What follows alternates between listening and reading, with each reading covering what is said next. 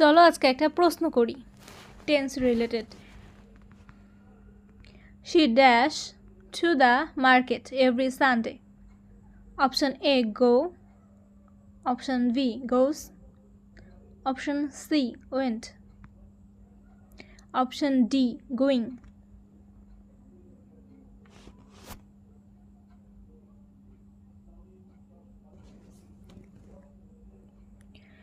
Option B, goes. এখন চলো কেন গোস হলো। সলিউশন, এই বাক্যটি একটি প্রেজেন্ট সিম্পল টেন্স। এর উদাহরণ কারণ এখানে এভরি সানডে বলা হয়েছে, যা নিয়মিত কোনো কাজ বোঝায়।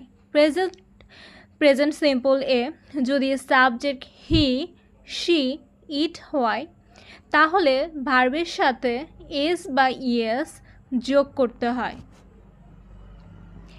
এখানে she third person singular number, তাই গো আমরা দেই নাই, গোর পরিবর্তে দিয়েছি গোস, কারণ she third person singular number.